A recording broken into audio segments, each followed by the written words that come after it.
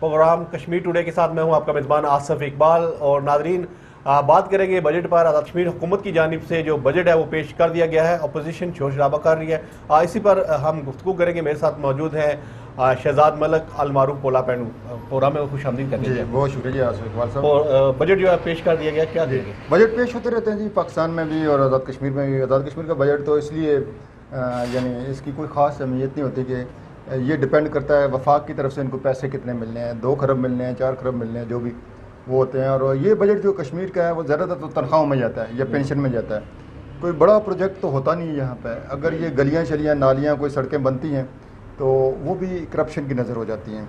तो पाकिस्तान के बजट, पाकिस्तान के चारों सूबों के बजट और आज़ाद कश्मीर का बजट जो है ये समझ ले बजट तमाशे होते हैं। कभी इन बजट में दिए गए अहदाफ को पूरा नहीं किया गया। जो टैक्स का हदफ होता है वो कभी पूरा नहीं होता है। जो कोई प्रोजेक्ट अनाउंस होता है वो इन टाइम कंप्लीट नहीं होता है। उसके लिए रखे गए पैसे जो हैं वो बढ़ते रहते हैं।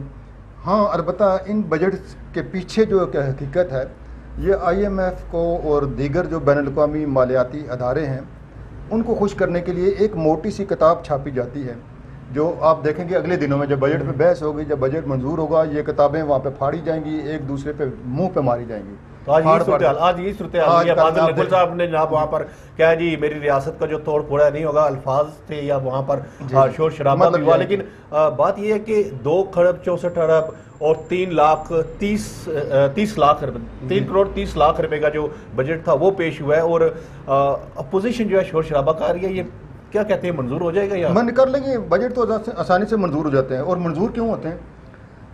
ये उन लोगों के मतलब का बजट होता है जो असम्बली में बैठे होते हैं या जो हुक्मरान के यानी इस मुल्क पे जो काबज ग्रिप है जिनकी, उनके लिए होता है। उनकी मराहत बढ़ती हैं, उनकी पेंशनें बढ़ती हैं, उनकी गाड़ियाँ बढ़ती हैं, फ्यूल उनका बढ़ता है, उनके दफ्तरों की अय्याशियाँ बढ़ती हैं। ये बजट हमारे लिए तो होता ही नहीं है। अगर हमारे लिए हो तो हम इसको कभी 1947 में ही ना पास होने देते। ये कभी इसको पास ही नहीं होने देते। अवामी बजट ही नहीं होता। ये होता है हुकूमती बजट, और वो यानी जो काबज टोला है उनका बजट। इसलिए आप देखेंगे ये सारे मिल मिला के इसी को सारे पास भी करेंगे, फाड़ के एक दूसरे के मुंह पे भी मारेंगे, फिर इसको एंजॉय भी करेंगे। आखिर में याशियाँ भी तो इन्होंने करनी होती हैं। बजट का अंदाज़ा कैसे होता है कि आप देखिए उन्होंने हेल्थ के लिए क्या रखा है, वफाक ने भी, और इन्होंने सेहत के लिए कुछ रखा है, आपको दवाइयाँ मिलेंगी। एजुकेशन के लिए क्या रखा है, आपकी तालीम और तरबियत पर कुछ खर्च हो रहा है 2-3%। अगर उस तालीम पे खर्च कर रहे हैं, फिर वो नौजवान हमारे जो पढ़े लिखे नौजवान, उनके लिए नौकरियां नहीं रखी। उनके लिए कोई इस तरह का नहीं है। बल्कि सुनने में ये है कि वो एक शिक्ति जो उसको खत्म करके पाकिस्तान के लोग यहाँ पर जो है वो जॉब इजीली कर सकते हैं। अब नौकरियाँ कैसे होंगी? देखिए नौकरियाँ कैसे होंगी, यानी अरबों के हिसाब से तो हम बेनजीर इनकम सपोर्ट में वो ज़कात बांट देते हैं, वो भी खुर्द बुर्द होती है, असल अकदार तक नहीं पहुँचती। बैतुल माल के पैसे खा जाते हैं ये।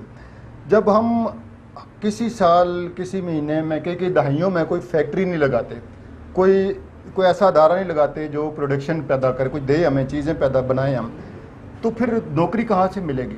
ये हमारे दोस्तों को, नौजवानों को तो ये कन्फर्मली अपने आप को समझा लेना चाहिए कि वतन अजीज़ में उनके लिए नौकरियाँ नहीं हैं, मिलेंगी नहीं। जो पढ़ रहे हैं उनको भी हम कहते हैं कि नौकरियाँ यहाँ पर नहीं है। किसी 100 में से कोई 1-2 को मिल जाएंगी, कोई लकी होगा तो मिल जाएंगी।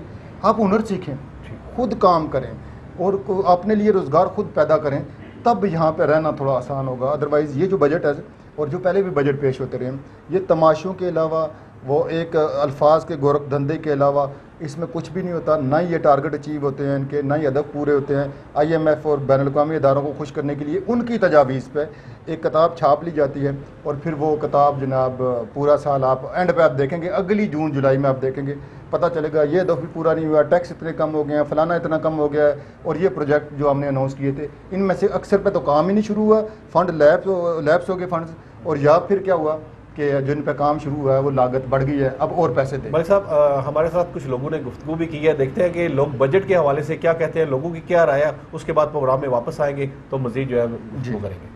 आज़ाद कश्मीर बजट की बात करें तो जो अभी आज़ाद कश्मीर का बजट 2024-25 आया है, इसमें आम आवाम के लिए कोई रिलीफ नहीं दिया गया। सरकारी मुलाजमीन की पेंशन में और तनख्वाहों में इजाफा जो है वफाक के बराबर किया गया है, लेकिन एक गरीब बंदे की जो है बात करने पे जो है बजट पे कोई बात नहीं हुई कि गरीब आवाम को किस तरह रिलीफ पहुँचाया जाएगा।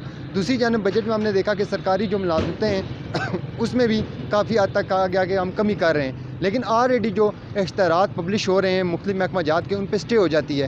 جب ایک نوکری پہ اسٹے ہو جاتی ہے اس کے بعد دوبارہ جو ہے وہ اس کا جو ہے بھرتیوں کے لیے اشتہارات دے دیے جاتے ہیں. یہ ایک پڑھے لکھے نوجوانوں کے ساتھ سراسر زیادتی ہے. حکومت کو چاہیے تھا کہ بجٹ میں جو بے روزگار بے شمار نوجوان ہیں پڑھے لکھے ہیں ان کی طرف بھی توجہ دینی چاہیے تھی، لیکن وہاں پر بدقسمتی سے پڑھے لکھے نوجوانوں کی کوئی بات نہیں کی گئی، جو کہ ہمارے معاشرے کا المیہ ہے. آزاد کشمیر کا حالیہ بجٹ جو ہے وہ کسی طرح بھی عوام دوست نہیں ہے. ایک جانب اگر سرکاری ملازمین کی تنخواہیں بڑھائی گئی ہیں تو دوسری جانب جو ٹیکسز لگائے گئے ہیں اس کی وجہ سے عام آدمی کی کمر ٹوٹ چکی ہے.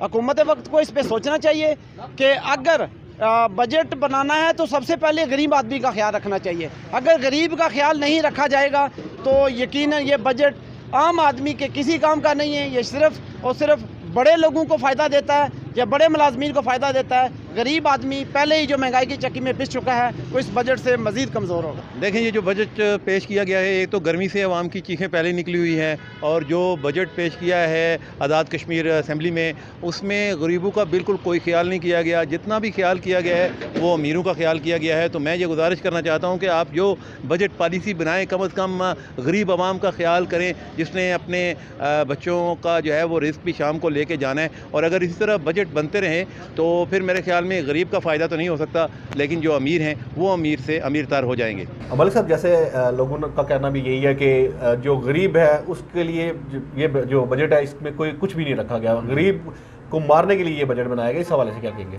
بالکل ایسا ہی ہے. آپ دیکھ لیں کہ ہماری جو بیوروکریسی ہے، ہمارے جو سیاستدان ہیں، ہماری جو منسٹری ہیں، آپ کبھی یہ تو مظفر آباد تو چھوٹا سا ایریا ہے، کبھی اسلام آباد جا کے دیکھنا جو ہمارے بڑے حکمران ہیں ان کی رہائشیں دیکھنا، ان کے بنگلے دیکھنا، اور ان منسٹر کالونیز دیکھنے، ان کی پارلیمنٹ ہاؤس دیکھنا، سینٹ کا دیکھنا، ایوان صدر کے اخراجات دیکھنے، پھر پی ایم ہاؤس کے اخراجات دیکھنے ہیں، ان کی عیاشیاں دیکھنی ہیں، وہاں سے لے کے تحصیلدار تک، اے سی تک، ان کی عیاشیاں، گاڑیاں، خرچے، اے سی کے بل اور کیا کیا کچھ. آپ جب یہ دیکھیں گے تو آپ کو پتہ چلے گا جناب علی کہ بجٹ کے اصل حقائق کیا ہیں، بجٹ جاتا کہاں پہ ہے. اور دوسری طرف کسی بھی سرکاری اسپتال کے سامنے چلے جائیں پیراسٹامول کی گولی کے لیے ترستے لوگ دیکھیں گے. ان کے لیے بجٹ کیا ہے؟ ان کے لیے تو اسمبلی کو آگ لگ جائے. ان کے لیے تو جو ساری کتاب انہوں نے چھاپی ہے ایک ہی دن ایک دوسرے کے منہ پہ مارنے کے بجائے گٹھی کر کے کسی چوک میں اس کو آگ لگا دے بجٹ کی دستاویزات کو. اصل تو وہ ہے بجٹ، وہ ہے بجٹ کو تو انہوں نے انجوائے کرنا ہے کہ جو قابض ہے. بس وہی ہے کہ جو قابض ہے وہی بجٹ کو انجوائے کر